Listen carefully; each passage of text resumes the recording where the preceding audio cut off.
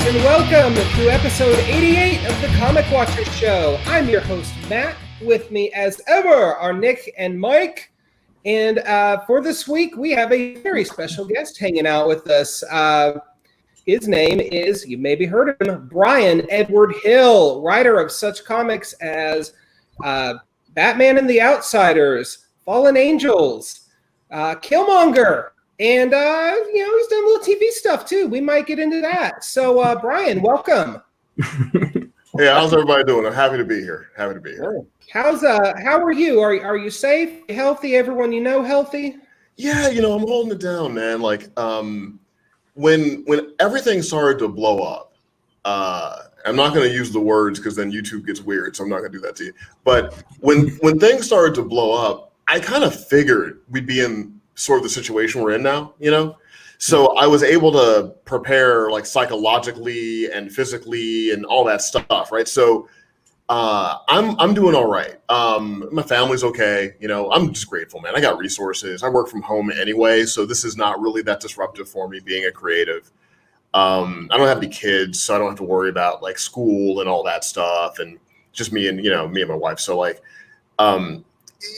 for me, it's pretty chill. I will admit, I feel a little guilty that I'm not going through like a terrible time when I know so many people are.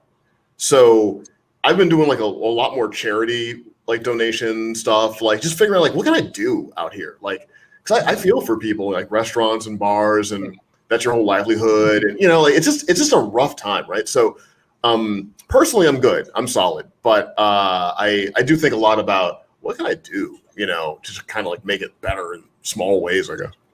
So not only a kick-ass writer, but also a great humanitarian. My hat is off to you, sir. Oh, no.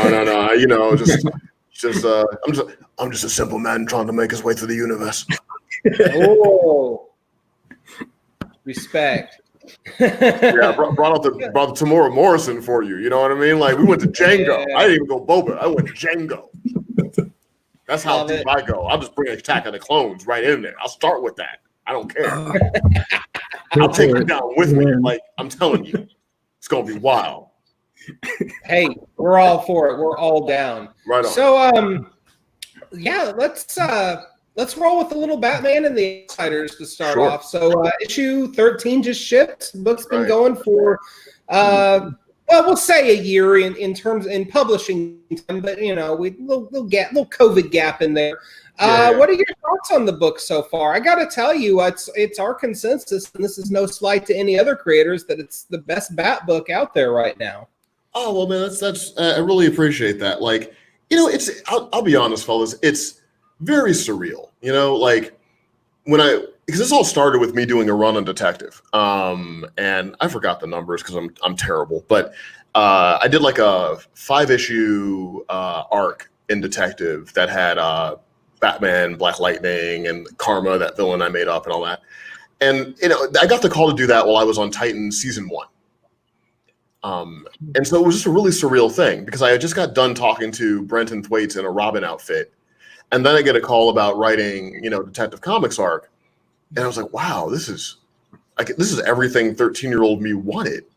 Like all I need right now is like pizza and then like, Kathy Ireland or something, right? I'm just like what else is on the checklist, to kind of go through, right? So like, did that, and then I honestly think that DC was a little surprised at how I took to writing Batman.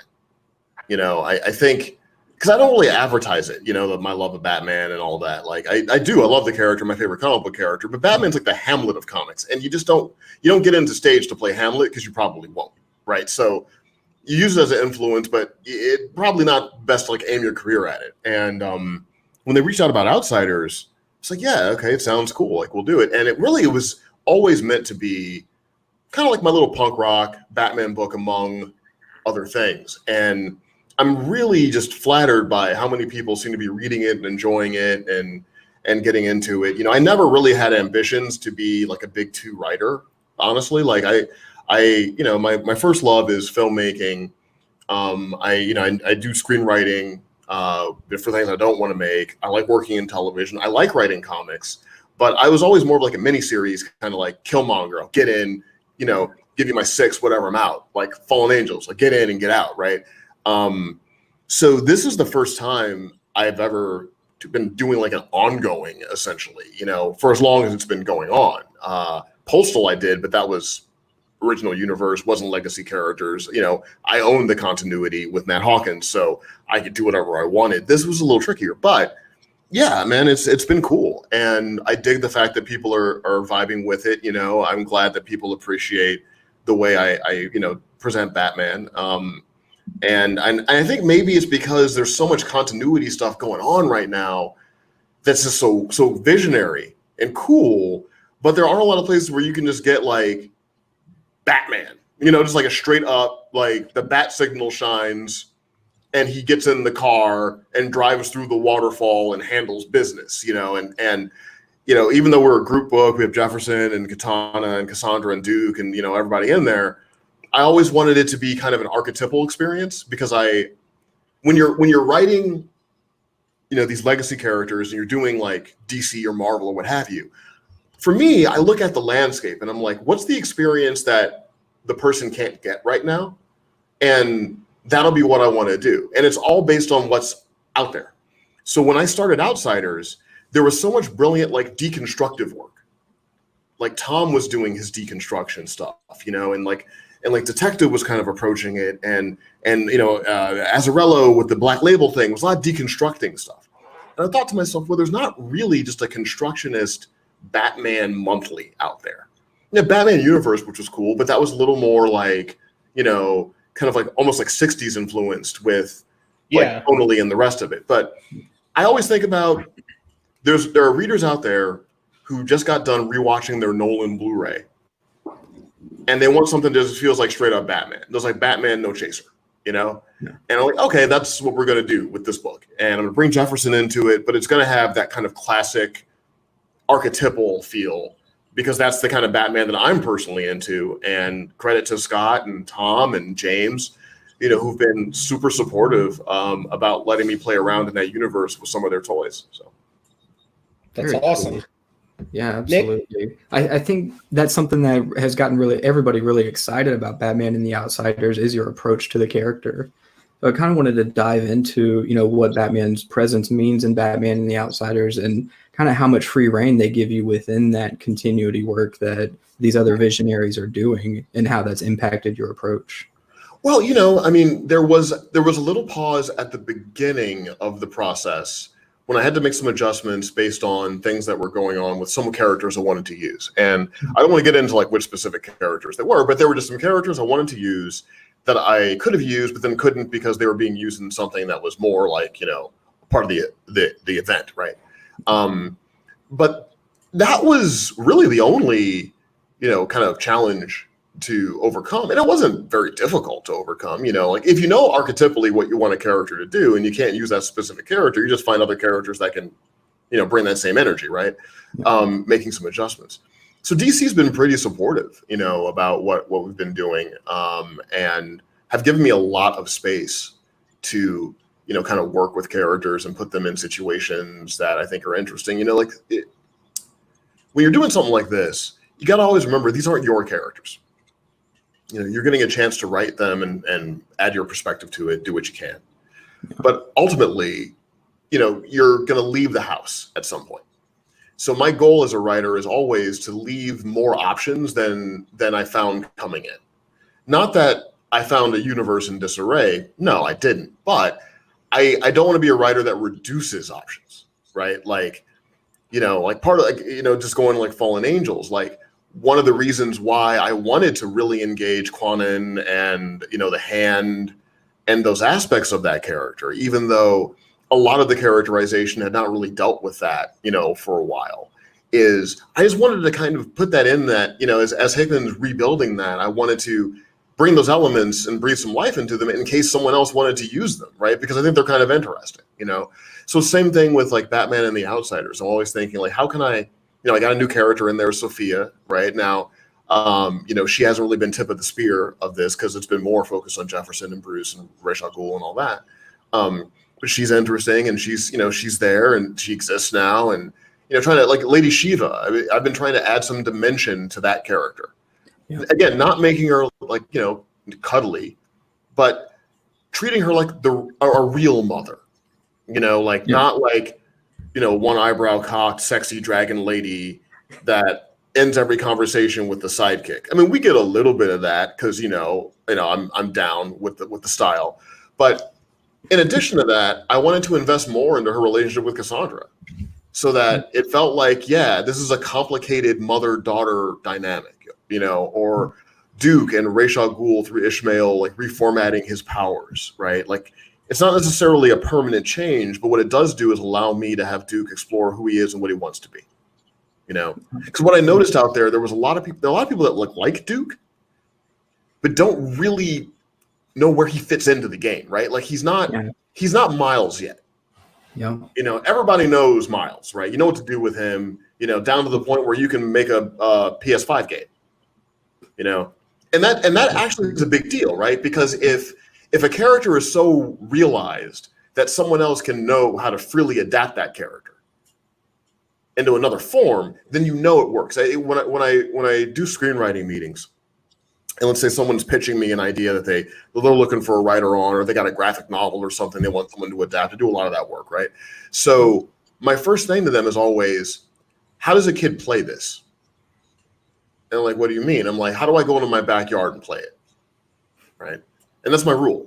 So with like Spider-Man, everyone knows if I do this is what I'm doing. I'm throwing webs. We get that, right? We understand what that is. But, for a character like Miles, I wanted to make sure that like I could set the stage to invest in him to the point where, if you see someone playing him in the backyard, a character like Duke, what they're doing, and you can, because I can instantly look at someone at a comic book convention, whether they're in costume or not. And if they're doing Spider-Man, I know what they're doing. They're doing Superman, like they do this and they do that. I know what you're doing, right?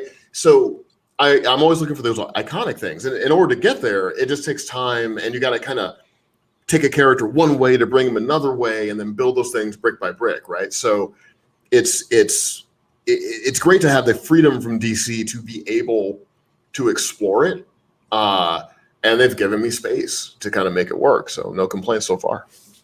Yeah, absolutely. And I think that adding an additional element to these characters gets right to what I think is my favorite part of Batman and the Outsiders with Jefferson and Katana.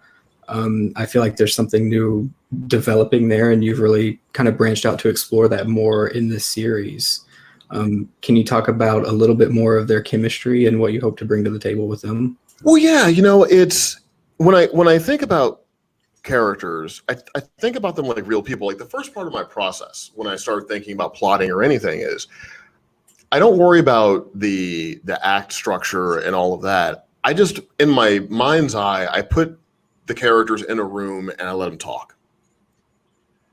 And I just see what happens, And when I look at Katana, I see a character that represses a lot. And a lot of that, like, kind of classic Bushido philosophy is about repression. Mm-hmm. Repression, discipline, all of that. But under it, like, she has a stillness, but underneath that stillness, there's a lot of emotion. She's always with her husband, but also always apart from him. Yeah. And that's a special kind of loneliness, And then I thought about Jefferson, and I think Jefferson represses a lot. Mainly, he's very systemic. He's tried very hard to make it work inside of the system as an educator. Yeah. And then he's got his role as Black Lightning, where he can take more extreme action. But he always read to me as a character that was trying to make it work. And in order to do that, he has to balance his extremities, right? He doesn't get to be angry like other people get to be angry. He doesn't really doesn't let himself go to those places. A lot of people that have natural leadership abilities, I think, are kind of like that. They got to kind of bury some of that stuff. So I thought that there was a kinship there. There was something innate that Katana and Jefferson could understand about each other. And then, I don't know, man, it just seemed kind of natural. Like, they're both kind of flies. So like, like in my experience, you put like dynamic, very attractive people together in an environment, there's going to be whether or not, they follow it or anything, like there's going to be a little spark, right? And no pun intended. So I was like, okay, that just seems kind of natural, and I just kind of flowed with it. Like, you start writing these scenes, and you're like, I don't know, man. I think they have a chemistry. It wasn't so much, there are people out there that think I have some agenda to ruin the original vision of Black Lightning. I understand that, but that's not really what it was, man. It was more just like in the moment. It was like, I don't know, man. I think I'm kind of feeling this relationship. I want to explore this, see where this goes, right? And really, it was more about the Katana side than the Jeff side. Because Katana, for me, has been a really cool idea of a character that's always needed a little more meat on the bone. And some good stuff has been done with her, but I just felt like, wow, there's a lot of undiscovered country with her. And sometimes when a character is just so cool in design and their weapon is cool and what they do is cool, a lot of times the thinking stops because they're like super cool. They're cool that way, right? But I was like, yeah, she's a person. And I want to get into that. And she's kind of unique because she's a killer that is on the Outsiders team, but she has a very different relationship to, kind of fatal violence, right? It's not her relationship to killing is not Bruce Wayne's relationship to killing. And I wanted, not that she's she always aims to kill, but from her perspective with her philosophy, it's not the destruction of her ethics to do so, right? So, I thought that was kind of cool, man. And so a lot of it is like music. It's like jazz when I'm working on this stuff. I might go in there to play My Funny Valentine, and I'll play it for like a little bit, but then you start hearing something in the chords, you're like, hold on, I think I need to solo for a second, man. And then you kind of, you just kind of feel yourself out, and then eventually you get back to the melody, right? Like eventually you sort of bring it back in. But what I love about comics is the freedom I have to do that. I can't really do that in screenwriting because improvisation is going to cost someone tens of millions of dollars. So it's like a little bit different, right? Yeah. But in comics, yeah, you can kind of stick and move a little bit and see what happens. Really cool. Mike? Yeah. So Bryan, sticking with the character development and stuff, I've noticed with myself being a lifelong Batman fan and the way you do Batman with the Outsiders, for lack of a better word, he seems more of an ass at times in this run, right? But then you have parts in the series where him and Jefferson are talking, and Bruce is saying how he splits himself in two, just because it's his version of being sane, and then you go back to having the assy Bruce, and to me it's one of those things where it's like you can really, your love for the character and your love for doing Outsiders and the character development really shine through. Was that something you set out to do when you got on the Outsiders book, is to kind of take Bruce in a familiar but different direction and kind of make him just more of like, I don't know, like I guess more of a leader, but really wanting to let Jefferson lead the team and eventually give it to him? Well, that's what I take from it. Yeah, man. I'll be totally honest. I don't even know exactly how deep continuity Batman and the Outsiders is with everything else, right? I get confused, right? But what I never wanted was, because Black Lightning's not in anything else, so it's fine. So like the Black Lightning I have is the Black Lightning, and I'm not sure Katana is really bouncing around too many other places. Like most of those characters are exclusively in that book. Batman is not, right? Batman is always in at least 3-4 things, any given month, Absolutely. Right? Yeah. So whether or not this was direct continuity or not, I wanted to be able to have a relationship with what other people were doing. So when I was looking at what Tom was doing, I was looking at the Outsiders as a way for Batman to get the control that he did not have in the Batman book. Right? Like, this is all going to shit over here. Right? Oh, stop. Sorry, YouTube. My bad. No. Shit is fun. The Catwoman thing isn't working out, I mean, I don't know why Bruce would be surprised. I mean, it's Selena Kyle. Like Right. you're lucky if you have everything that you had when the date started when she's done. So I don't know, man.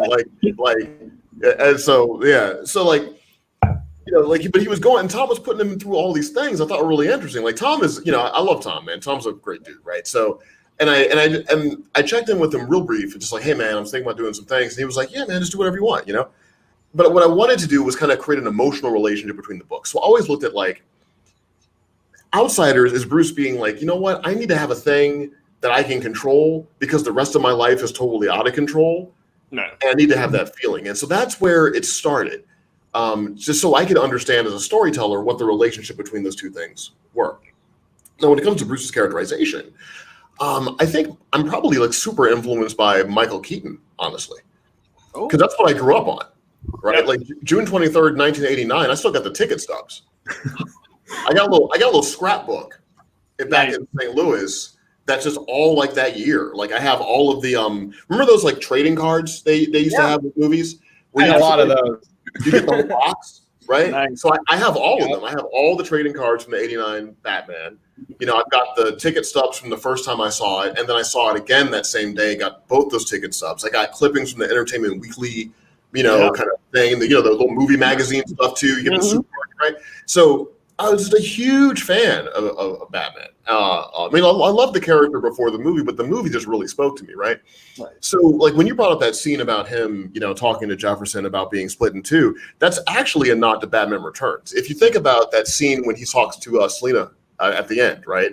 He takes off the mask and he's like, like I'm split down the center or something. He says something like that, right? Okay. Right. So, like, a lot of it is little nods to things. You'll see them in my Detective Comics run too. There's a couple nods to the '89 Batman in that. I mean, it's funny. Like when I first started with Titans, Jeff Johns, who must always go by Jeff Johns. Like you must use both names. It's weird to call him Jeff. He's always Jeff Johns. Jeff Johns. Jeff talked to me for like 10 minutes, and he's like, "You're a Keaton dude," because he just has an innate understanding of. Look, I love Bale, and I think Affleck did a decent job, but like I grew up on Michael Keaton. Like some of this house is very much me, and some of it isn't. Like that's my thing, right? Yeah. Like I remember like being a kid, and I was dating this girl. Bless her heart. I don't know how she dealt with me, and we were having some fight, and I just broke into it. I was just like, look, my life is really complex, and. I don't understand. She's like, you're so weird. Why are you so weird?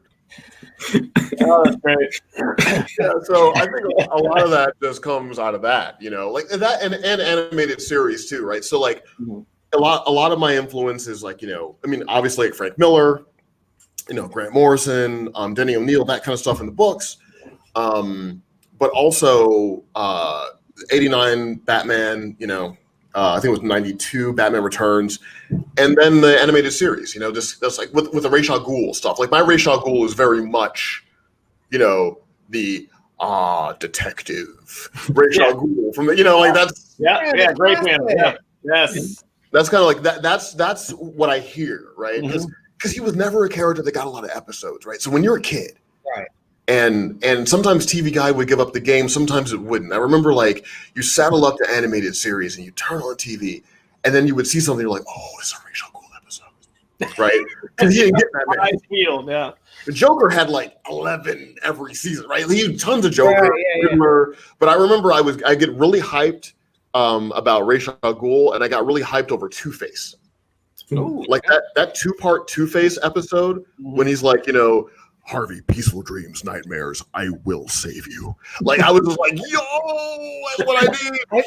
I think there's a solid argument to be made that two-parter gave us the Two-Face that we know and love today. Oh, when like the camera pans around and the music's like, and he's got like the silk thing there, like flipping the coin. I was like, yes, so good. Because before that, Two-Face is kind of just treated like a bank robber that's obsessed with the number 2. Right. And Batman, hits him in the head every other month. And animated series gives the guy some true depth. And then, a few years after that, you've got Long Halloween that came out. I don't know. I assume you read that. Mm-hmm. But, I mean, that Dark Victory really helped flesh that character out, too, in my mind. Sure. Yeah, so I mean, and it's not like a conscious decision. Like, Batman's is one of those characters where everyone has an opinion, right? Everyone just has a sense of who the guy is. And I've, and that's kind of the place I come from more than anything else. So I think that stuff sort of creeps into it. And, like what I liked about what Keaton did was there was always like kind of like a wink and a smile with his Batman, right? He was an intense guy, but there's some moments there he has with Jefferson, like when Jefferson has to meet him on the yacht. Yeah, and he's having like this house, like I love those Bruce Wayne moments. Just like Bruce Wayne, playboy, billion people there. They're all hard bodies. He doesn't know anyone's name, right? Yeah. And then Jefferson's just like, "Are you serious with this? Like, just like, like for real? Like this is you're insane. You're a crazy person, right? Yeah. And like that dynamic with them, that just seemed fun, But on the serious side, Jefferson is a guy that works with kids that have gone through tough stuff because he's a teacher in a tough neighborhood. I was a teacher in a tough neighborhood for a bit, right? So I know the game. Yeah. And I think part of Jefferson, once he realizes who Bruce Wayne is, he always sees that kid in Batman. And like the last exchange they had in Detective Comics, he was like, "Bruce, wasn't your fault, man." Yeah. Like and for him, it's just that simple. Like, be Batman, that's cool, but if you're thinking that your parents' death was your fault, dude, you were a kid, right? Like, and Jefferson's the kind of guy, like, I don't care if you're Batman. I'm just gonna tell it to you straight. It's not your fault, bro. It's not your fault, man. And Bruce heard it, understands it intellectually, can never accept it emotionally, but has a deep amount of respect for Jefferson for saying it. Right. He knows that Jefferson will say things to him that other people won't because he's Batman. But Jefferson doesn't care. So when I hear people talk about, Jefferson's like a support guy for Batman, well, you're not reading the book, man. Like that might be just a feeling you have about Batman and Black Lightning being in the same book, and I can't help that. But like if you read the book, that is clearly not what's going on. Right. Yeah. I have to agree because that dynamic is immediately at the forefront of it, and it's kind of the tension that makes up their meetings in almost every one of them. I would always joke with DC. I was like, this is my Miami Vice.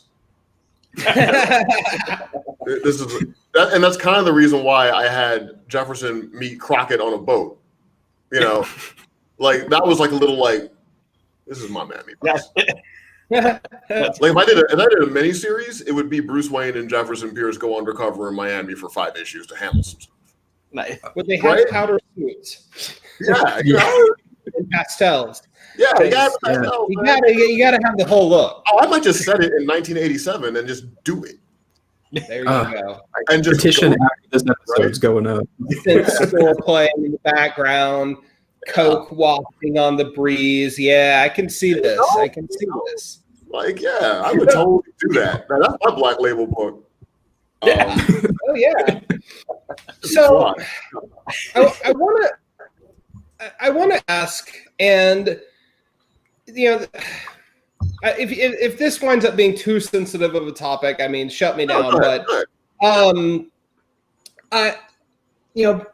in a moment right now where Black inequality, George Floyd, Black Lives Matter, it's what we're thinking about as a society.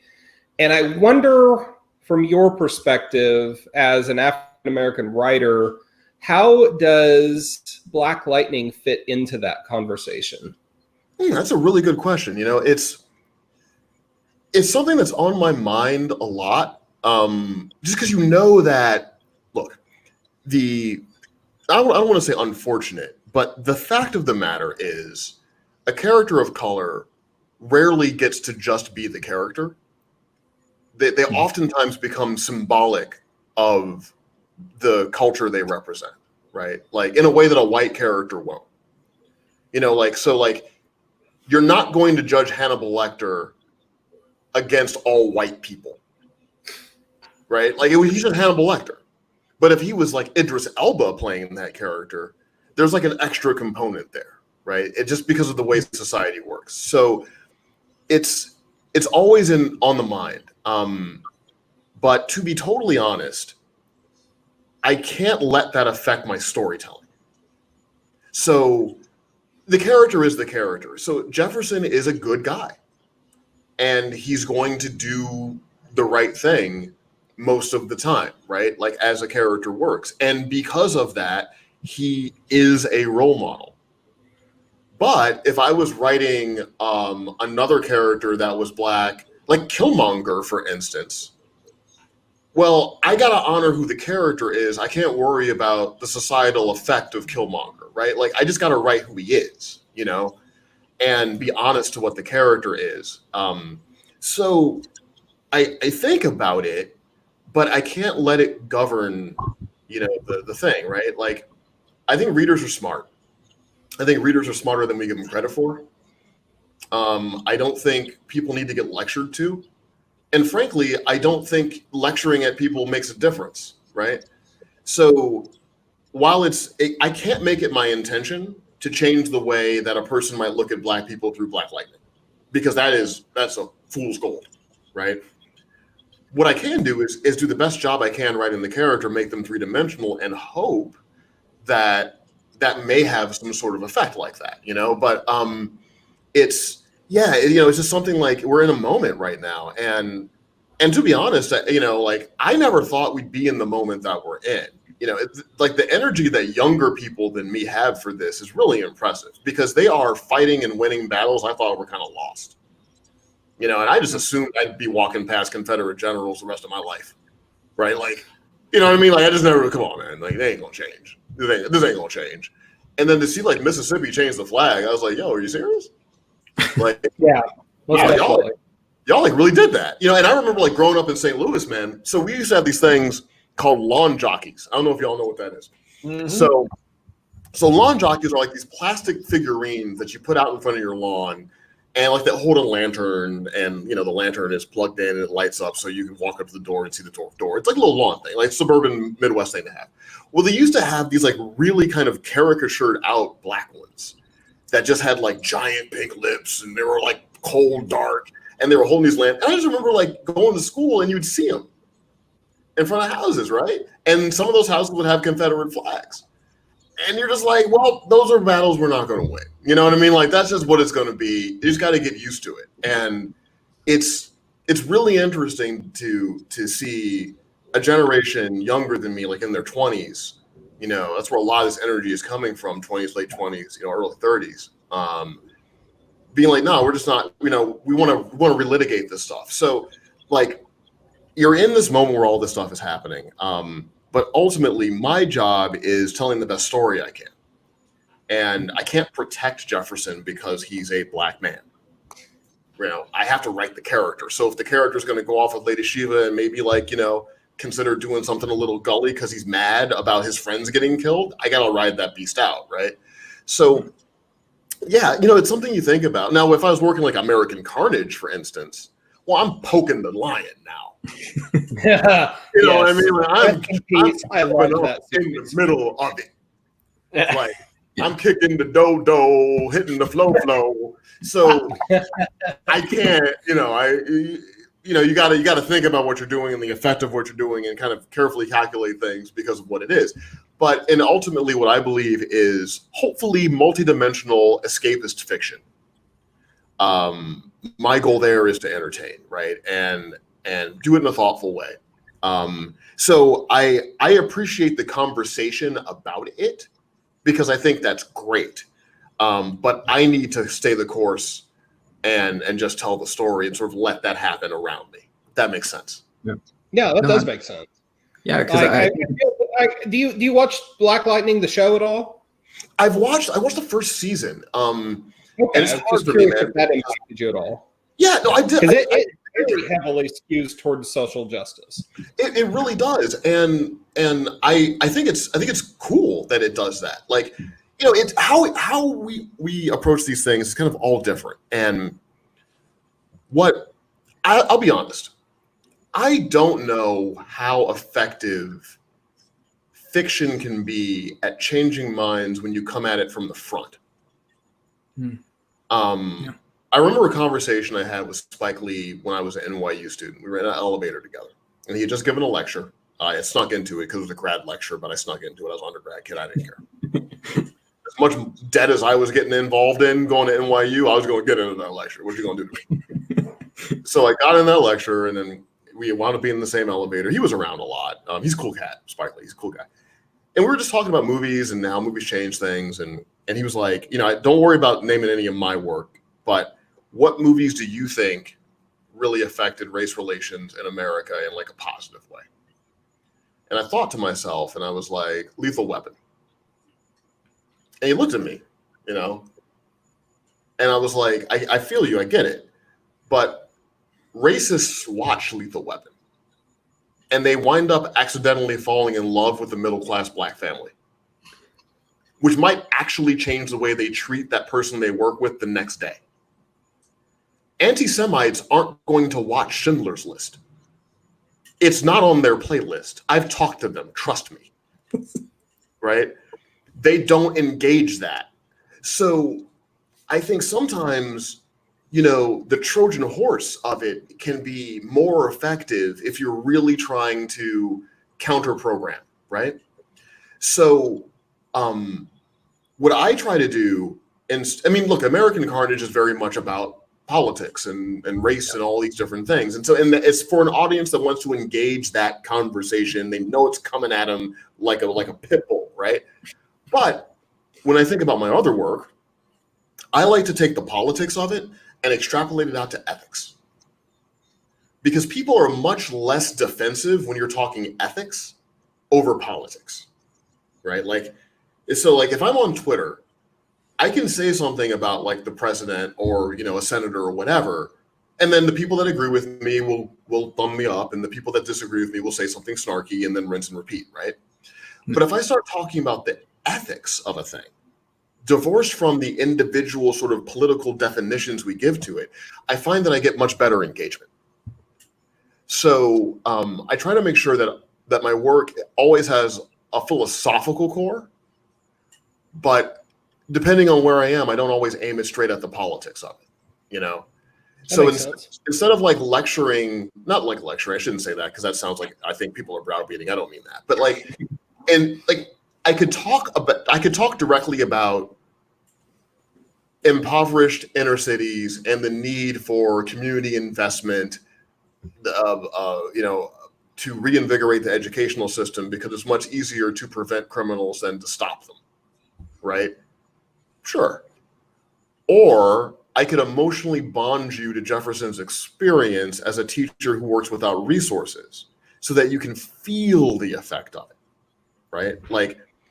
So when he's standing there talking to Bruce in Wayne Manor, or he's talking to Katana about Bruce, and he says something like, I know a lot of people that went through he did, but they didn't have what Bruce Wayne had. That's enough to get a reader to think about that, right? So instead of naming privilege, which might get this one, you start saying the privilege. So instead of doing that, I sort of talk about the emotional effect of, inequity, right? And why is Bruce able to be Batman? Well, because he had billions of dollars. He never had to hear the word no. Most people have to grow up. He never did, right? So that's sort of how I like to approach it, because I honestly just think I'm more effective that way.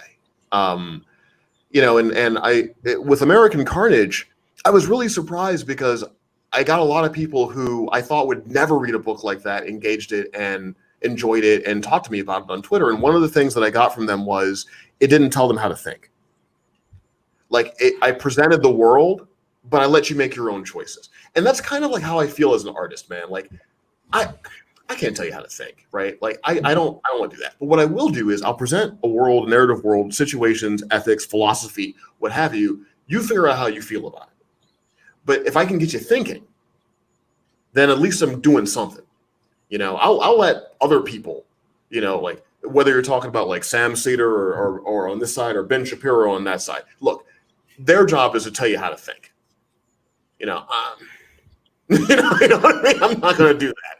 But I would like to create a space where you can think, you know, and about a whole host of, because sometimes, man, I don't mean to keep going on, but I'll just finish up with this. No, that's fine. Yeah. It's a loaded question. Sometimes I think we're looking at the shadows and we're not looking at what's creating the shadows, right? So I like to really dig into why does humanity seem to always find a way to hate itself? Why? What is tribalism all about? Who really benefits from all of this stuff? Why is it dealt in to our culture, right? Like American Carnage for me was a lot about how does a child turn in to a radical like that?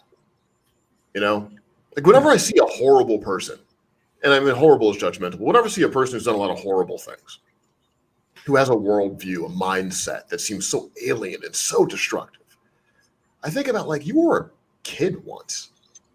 There was a point in your life when you saw a fire truck and got excited. You wanted to be an astronaut. You saw a pony at the zoo and it was awesome. And they turned into this. Like what happened to like let that take place inside of you, you know? Like I'm fascinated by that. So yeah, so you know, those are the ways I like to, you know, kind of engage things, you know, in a way that you know, depending on the work, might be levels of escapism, but yeah, I like to create an arena in which stories can be told with freedom and allow the audiences to kind of come to their own opinion about how they feel about stuff. Very cool. I think that approach works remarkably well with the big two, extrapolating the epics and divorcing them from the politics, like you said. I'd love to dig into how that worked when writing a character like Killmonger compared to Jefferson. You know, how does extrapolating those ethics work? Well, you know, I didn't initially want to do the Killmonger book. Marvel kind of talked me into it because when they reached out to me, I'm like, oh man, is this just going to be like some mini series because the movie made money? You know, like, so I can walk into Barnes & Noble and be like, it's Killmonger month at Barnes & Noble. Like, I don't know. That doesn't really seem like an album I need to track on, you know? But when I talked to them, they're like, no, it doesn't have to be that. Like, you can do whatever you want, you know? Like, so what I really wanted to do was approach Eric's story like a tragedy. And, you know, for me, a tragedy is when an audience can see how it could go another way before the protagonists can. And you can't stop the protagonist from going like the wrong way. You know, like if Othello just asked his friend if his friend was sleeping with his wife, that play would stop and Iago's treachery would end. But he just never asked the question, right? He couldn't get over his jealousy. You know, Romeo and Juliet couldn't find patience. They're really undone by impatience. If they had just found a way to wait a couple of beats, then they didn't have to go to the extremity, but they just couldn't get past the extremity of their emotion, the power of love at that age, right? So I thought about Eric and I'm like, man, he's such a smart guy. I understand how he hurts. You know, I mean, I don't hurt the same way all the time, but I've hurt that same way for bits and parts of my life for sure. Yeah. And I wanted to honestly engage how you get to that path. Like, what are the disappointments that you face along the way? Because the character that we kind of know when he comes into Wakanda, again, prodigal son, whether it's the film or the comics, what have you, is a character that's very fixed in his perspective. And that kind of zero-sum philosophy tends to come from just being disappointed a lot. So I felt like it needed to be a story about how he was starting to put faith in people and people let him down in various ways. You know, and I thought it was important that King be a white man because beyond the racial aspects, there's like an outcast philosophy. You know, there's like we're people that society doesn't want for various reasons, right? And maybe society at a visually may want me more, but they don't want me with my record, right? You know, and I just thought it was interesting to have a character that knew. I mean, I think King was smart. Like, he knew, like, he's only going to listen to me a little bit. And maybe he shouldn't listen to me, because I don't really know what he's going through either in totality, but I understand a little bit of it, right? And I thought that was kind of an interesting thing. You know, it's like, I think about like Anakin. Like, the reason why Anakin turned into Darth Vader is he just got failed a lot. Like, people failed him. Obi-Wan failed to understand that he was being seduced. Yoda failed to comfort him when he needed comfort, you know? Padme, I think, failed him a little bit. And he failed Padme as well. But it's like, it's a story of like people failing each other, you know? And that's what makes it so sad. That, you know, you're like, man, it's like, you know, I think about like Revenge of the Sith, and I'm like, dude, if I just had 5 minutes, man. If I could just talk to Anakin for 5 minutes, a whole lot of pain wouldn't have happened, you know?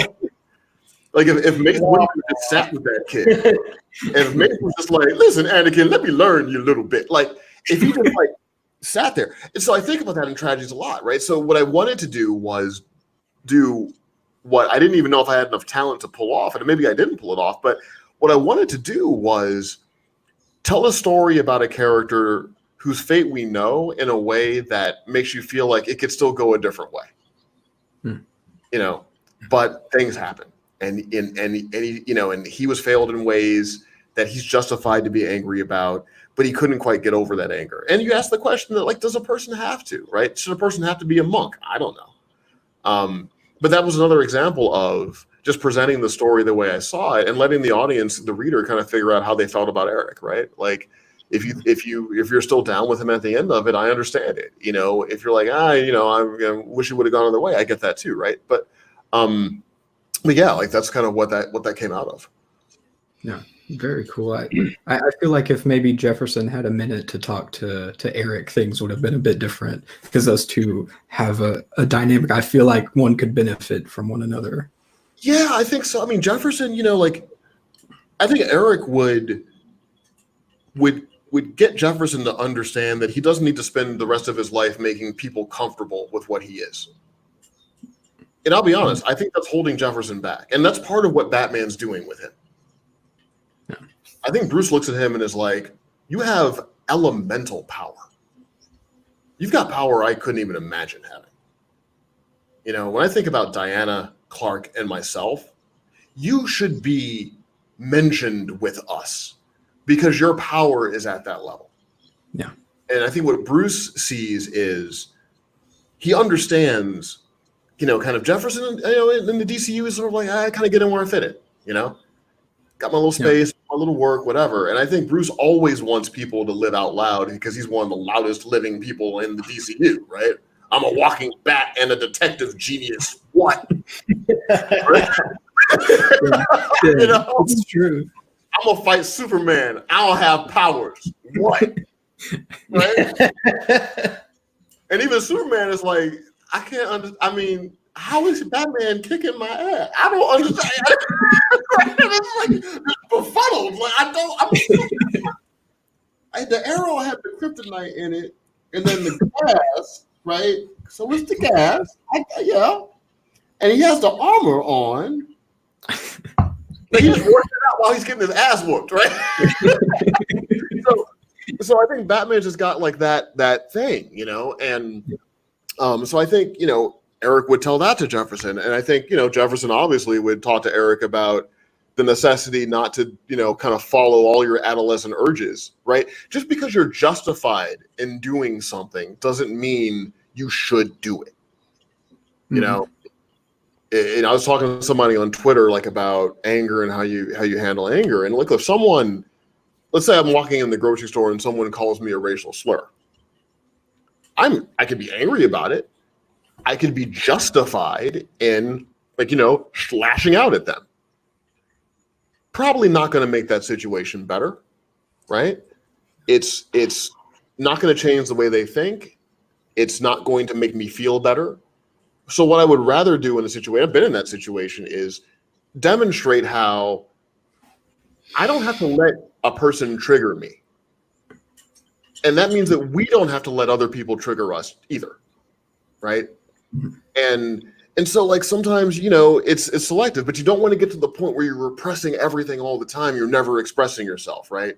It's a balance. It's a hard balance, like you don't want to be reactive all the time, but at the same time, you don't want to tamp down your truth so much that it's killing you inside, right?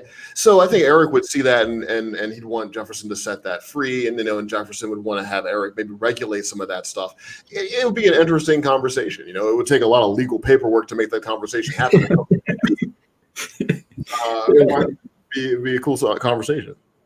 It'd probably be easier to get Michael and Cleo to sit down and have a cup of coffee than it would be to get Black Lightning and Killmonger to talk in a comic book. I could probably do that in like 6 phone calls. I don't know when I can get Black Lightning and Killmonger in the same book.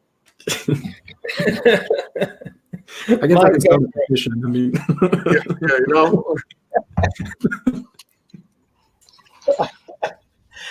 Bryan, going back to ethics and kind of writing the characters, it's super evident that your writing style has a very realistic feel to it. Do you find yourself often starting to write a character and then all of a sudden that character is saying something different to you and then you go in a different direction? Oh yeah, man, all the time. Like I kind of have an actor's process in a way. So I like having a detailed outline. I like having the structure because it allows me to play. It goes back to like my jazz analogy, right? Before you can solo, you got to know the song. Mm-hmm. Got to know the song, right? You can't just get in there and skedaddle. Like you got to know what the beat is, what the rhythm is, right? So I like having a tight structure so I understand what's going to happen, but then that allows me to deviate, right? And really, that's how I know. I don't say I know a story is good because I never know a story is good. You can look at my work and know that I don't always know when a story is good. But when I'm into it, it doesn't feel like I'm writing it as much as I'm recording it. Right, like and I meditate, man, and I play those stuff out in my head, right? So like, if I have an issue of a book, I look at my outline and then I sit and I meditate and I just kind of play it, almost like a virtual reality kind of thing. Just kind of like let it play on a stage in your imagination, and then usually when that happens, things start to happen. People will say things start to change. Like if I know the characters well enough, it should always happen. And if it doesn't happen, I feel like I don't know this character well enough because I feel like I'm writing them, and I don't like to feel like I'm writing them as much as they're talking and I'm writing it down, right? So that's a big part of my process. And when it comes to screenplays, comics, TV, I always act out all of it before I turn it in. Oh wow! So I'll like act out the comic book from every character. And just to kind of see like what the flow is of that, same thing in a screenplay. I will act out every character and read it aloud and perform it because that shows me that like, oh, okay, yeah, like that there's a scene there. Or you know what, this is not easy to play. I can write this better. Like this scene isn't, and so that helps me kind of get towards naturalism, I guess, because I'm constantly like kind of working it in a real kind of 3-dimensional way in my imagination. Beyond that, I took advice from Bryan Azzarello years ago when I was like but a wee pup and hadn't been published at all. I met Bryan at a New York conventions. Remember those? And a bunch of people in the same space, and we were all talking to each other, and nobody was dying. I got up to Azzarello and we were just like talking about whatever writing. It was pretty chill. It was like, it was like afternoon, so it didn't have a big line. And he's just telling me that like what he does is he'll just ride the train in like Chicago. He'll talk about riding the train in Chicago and just listen to people talk. And so I just started doing that. Like I go to coffee shops and pretend to be reading a book, and I'm not reading a book, I'm listening to everybody. And and you can that's something you can do this out and about. Like, don't like, because that'd be weird. But like, if you're shopping for groceries or something, and someone is having a conversation, it doesn't feel like it's too intimate. Pay attention to what they're saying and what they're not saying. Pay attention to the words they use and the ones they don't. A lot of times in conversation, we imply the rest of a sentence. We never actually say the whole thing, right? Like, so it's like little things like that. People rarely say what they mean. Like, so it's natural to kind of talk around things and watch how people do it. So I think a lot of it kind of crept into my style, I guess. That's That's super awesome. interesting. Yeah, I mean, when you come to that point and you've hit that point where you feel like you don't know this character maybe, and you feel like you're writing them, what do you do if you have to get in that mindset where you feel like you know this character? What are some of your methods? Well, I think about what the character wants and what's standing in their way. And I try to sort of build an understanding based on that, because that's kind of all you need to know as an actor, right? I'm not an actor. I've taken some acting classes. I'm not an actor. But really, all an actor really needs to know in a scene is, what do I want? And what's the obstacle to what I want? If you tell an actor that, they can be anything. They can be a king. They can be a doctor. They can be a demon. They can be a dragon. They can be anything you want, right? They just got to know what they want and what's standing in their way, because you can frame a performance around that. So usually if I don't understand the character, I don't know what they want. Okay. And like want underneath like the stated purpose, right? So with a superhero, like, well, they want to do the right thing. It's not the bad guy. Yes, that's all true. Like, I think what Katana wants is, she wants peace, and I think specifically she wants peace in terms of human connection. And she doesn't know who is safe to express that to. I think she finds maybe some solace in Jefferson's demeanor, right? Yeah. I think what Jefferson wants is a clear sense of where he's going with all of this. Like, he's got purpose in a general sense, but he doesn't have purpose in a specific sense. And I think he's fascinated with Batman's specificity. Like, there's so much theater to him. So much of it is built around his iconography. Like, he seems to know what every stage of this process is going to be. And I don't think Jefferson does yet, right? So I try to think about, like, what does a character want? And that's usually my entry point. And then, like, personality and all that, it's always about specificity. It's always about, like, why is a character, why do they respond like that? Why do they speak like that? Well, what's the specificity around it, right? So, like, with, Psylocke or Quanon, her demeanor comes from the fact that she was raised in an ancient system. And she's trying to communicate in a contemporary way while having been raised in an ancient system that is totally different than what essentially is like a Western point of view, right?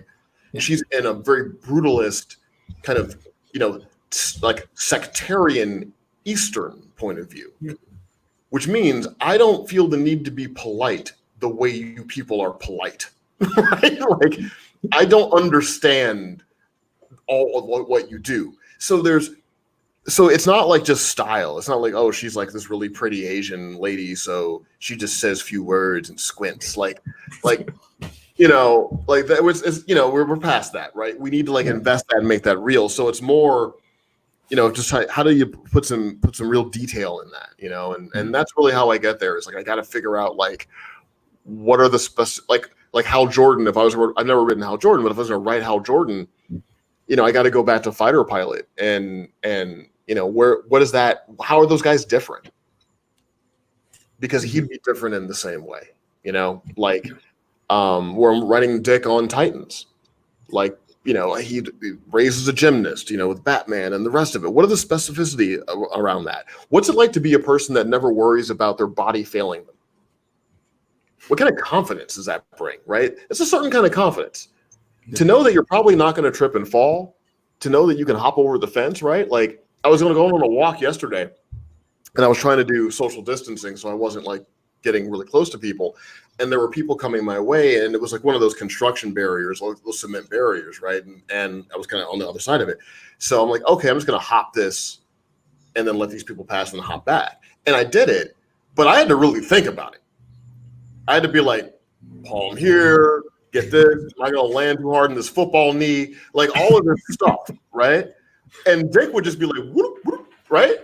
And like just that level of freedom and that level of like kind of trust in your ability to do a thing, that might alter the way a person deals with the world in a way, right? So it's all weird, man. And you know, and so it really is like an acting thing. Like sometimes it's just like a prop the character uses. I'll think about that and let that be the window in. It kind of all, it's different, but it's mainly just trying to understand who they are in specific terms. Awesome. It's awesome.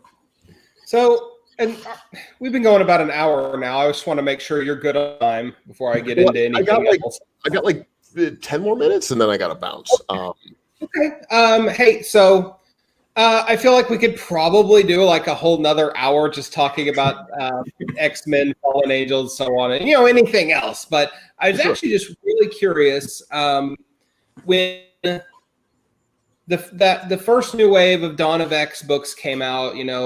You've got your core X-Men book, and hey kids, here's New Mutants, and you got the X-Men, the CIA. They all have these very specific roles in this new and burgeoning world. And then kind of off on its own little island, here comes Fallen Angels about Psylocke or Quanon.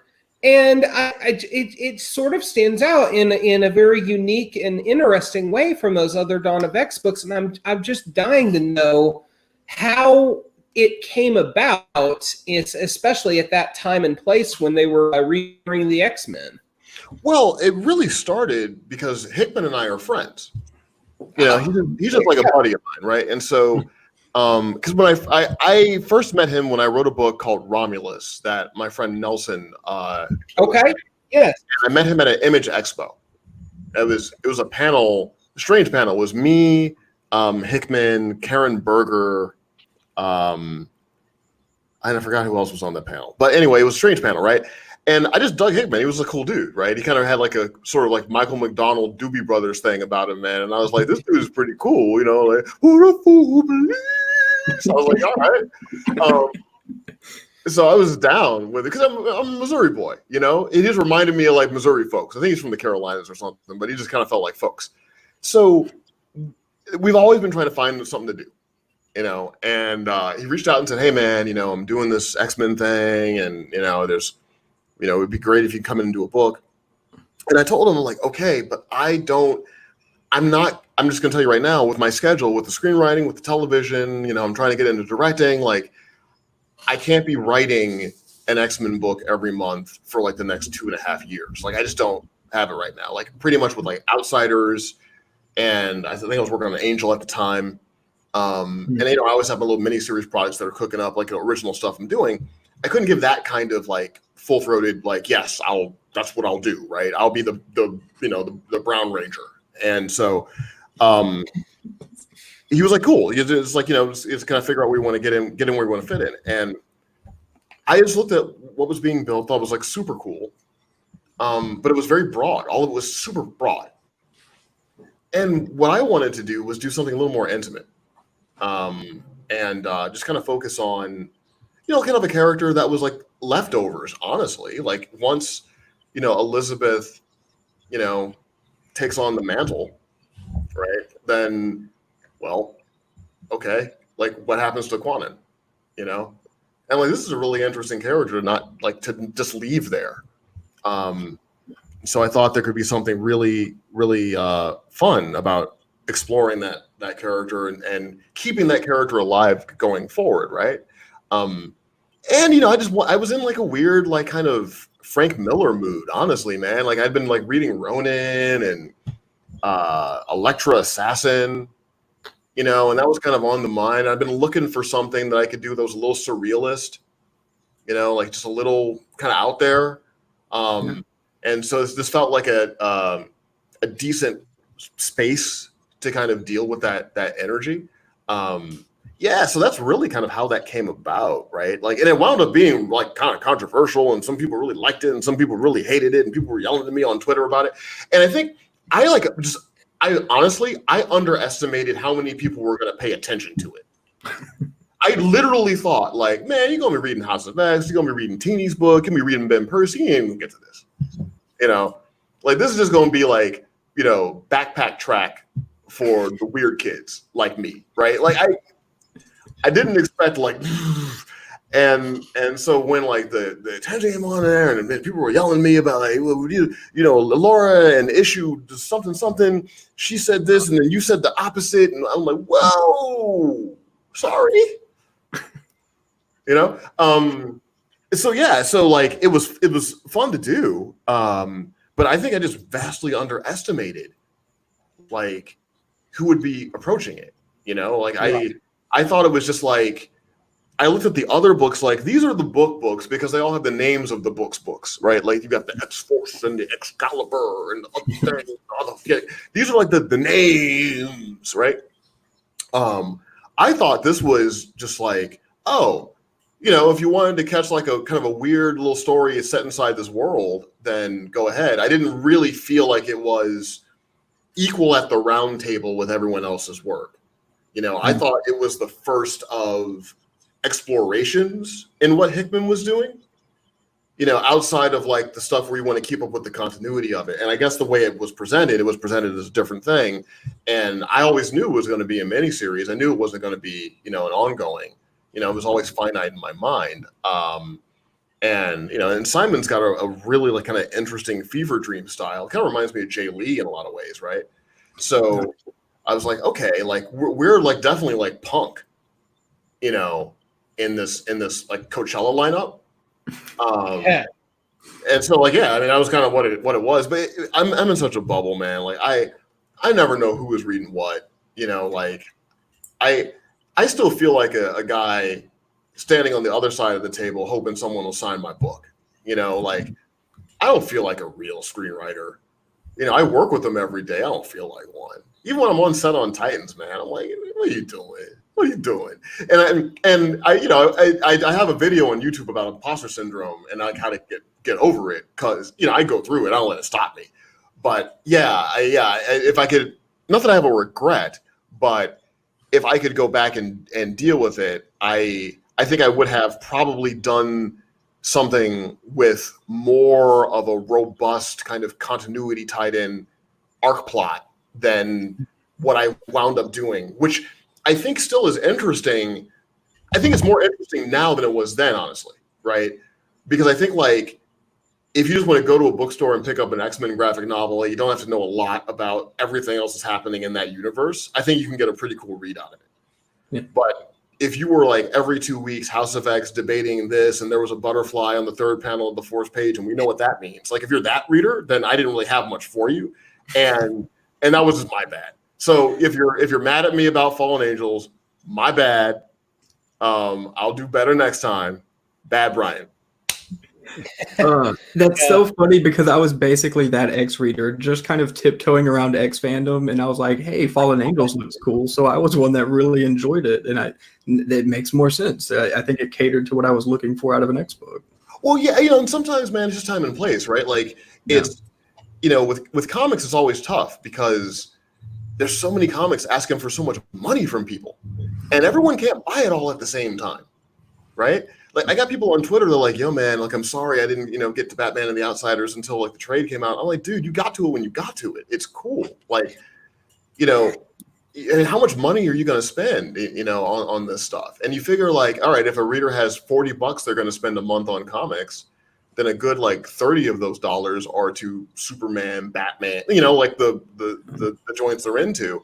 And then maybe they have a little disposable capital to spend on, you know, like a writer that you may have heard of from another thing, but you don't really know. Like, so I'm just really grateful that anyone like kind of gets an experience. But what I love about comics, which is unique in a way to TV and film, is the tail of a comic book release is a lot longer oftentimes than like a film or a show, right? Like people are still discovering Batman year one. You know, you start looking, you look at like the top sales and stuff, and it's like Hush, right? Like people are still discovering Hush, you know. So there's so much time for people to find a work. Like Batman the Cult is one of my favorite Batman stories. A lot of people didn't read it back in the day because it got swallowed up by the Frank Miller hype. Sure. And it wasn't, I mean, Frank's work is fantastic. I love Frank's work, but like it was a quality story that just kind of, you know, it was just in a weird spot. Because of like I think Jason Todd is the Robin in it. It's just a weird spot for it to be in. But a lot of people are finding that story for the first time now. You know, I talk about it on Twitter a lot, and I've had people say, "Yo, man, I never heard of that." And then I went and I got it, and like, oh, that's where Deacon Blackfire comes from. Because I saw him on Arrow, or I saw him in the video game, you know, and like, oh, that's where Deacon Blackfire comes from, right?